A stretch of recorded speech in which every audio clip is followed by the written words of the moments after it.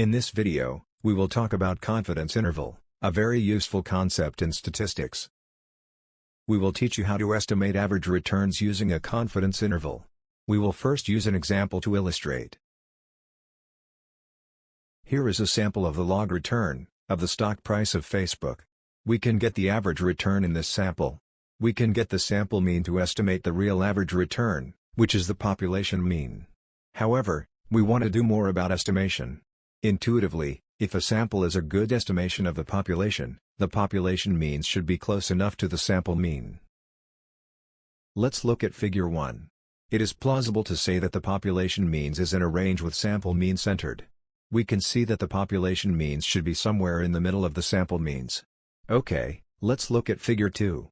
Our task in this video is to estimate the population means using intervals with a lower and upper bound. To start with, we need to standardize the sample mean. It is because different samples have different means and standard deviations. So far, we have learned that the distribution of sample means is a normal distribution in the last video. We can standardize the sample mean by, first, minus the mean, which is identical to the population mean, and then, divided by the standard deviation, which is the standard deviation of the population divided by the square root of the sample size. After standardization, it'll become a standard normal distribution, or we call it z-distribution.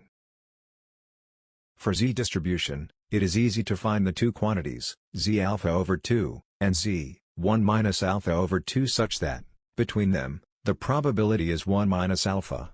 For example, when we are finding a 90% confidence interval, the alpha will be 10%, and z alpha over 2 will be the 5% quantile. Note that z is symmetric with respect to 0. The magnitudes of these two quantiles are exactly the same except the sign. z1 minus alpha over 2 is equal to negative z alpha over 2. In the parenthesis, we have the upper and lower bounds for the population mean. Sigma is the population standard deviation usually being unknown. Practically, we can replace it using the sample standard deviation given that the sample size is large enough. Let's look at the codes. We first calculate the sample size, the sample mean, and sample standard deviation. Here, we want to find the 90% confidence interval. So, we have alpha over 2 is equal to 0.05. Note that we can use the norm.ppf to get the quantiles. We can then find the interval on the left and on the right using the formula. The 90% of the confidence interval is printed out. The average return of Facebook stocks falls in this interval with a 90% chance. Notice, this interval is positive, meaning that the average return is very likely to be positive.